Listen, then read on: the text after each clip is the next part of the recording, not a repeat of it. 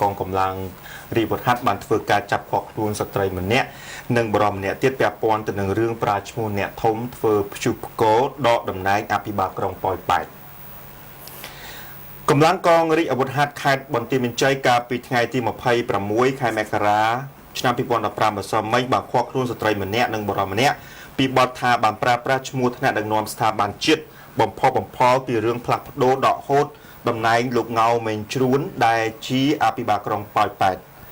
ស្ត្រីរូបនោះត្រូវបានគេស្គាល់ឈ្មោះថាចៃបារាំងចំណែកឯបរិមម្នាក់ដែលត្រូវបានខកខ្លួនដែរនោះមានឈ្មោះអោកសុផានដែលគេដឹងថាគឺជាអតីតប្រធានសមាគមអភិវឌ្ឍកសិកម្មជាតិនៅភូមិបាលីឡៃបាននៅសង្កាត់និងក្រុងប៉ោយប៉ែតបើយោងតាមសេចក្តីរាយការណ៍បានឲ្យដឹងថាស្ត្រីរូបនោះបានដើរបំផុសបំផុលប្រជាពលរដ្ឋដោយថាខ្លួនគឺជាជំទាវនិងបានប្រើប្រាស់ឈ្មោះថ្នាក់ដឹកនាំនៅក្នុងស្ថាប័នជាតិថាគេនឹងដកលោកងៅមេងជ្រួនរួចក៏ឡើងដំឡើងឲ្យឈ្មោះអោកសុផានដាក់ខាងលើឲ្យទៅកាន់ជាអភិបាលក្រុងប៉ោយប៉ែតជំនួសដោយបានលើកឡើងថាគ្រានោះនឹងមានរៀបចំពិធីជប់លៀងអបអរសាទរនៅឯភោជនីយដ្ឋាននាគទឹកមួយនិងបើកឲ្យមានការចូលរួមពីមនុស្សគ្រប់មជ្ឈដ្ឋានដោយមិនគិតលុយទេតែតងទៅនឹងបញ្ហានេះដែរលោកអោបូរិនមេបញ្ជាការកងរាជអាវុធហត្ថខេត្តបន្ទាយមានជ័យបានឲ្យដឹងការពីល្ងាចម្សិលមិញថា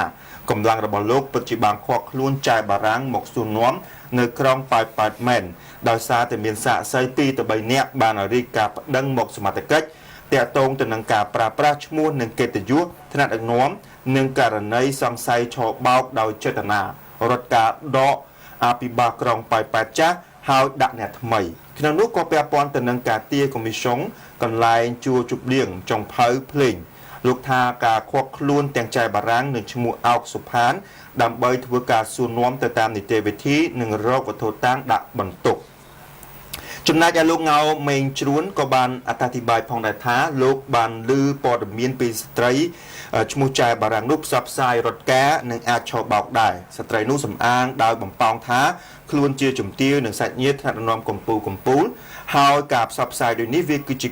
អំពើឆោបបោករកផលប្រយោជន៍និងជាការបំផុសចលនាឲ្យច្របូកច្របល់នៅក្នុងចំណោមមន្ត្រីរាជការហើយវាក៏ជាការវាយបំបាយសតិអារម្មណ៍ផងដែរ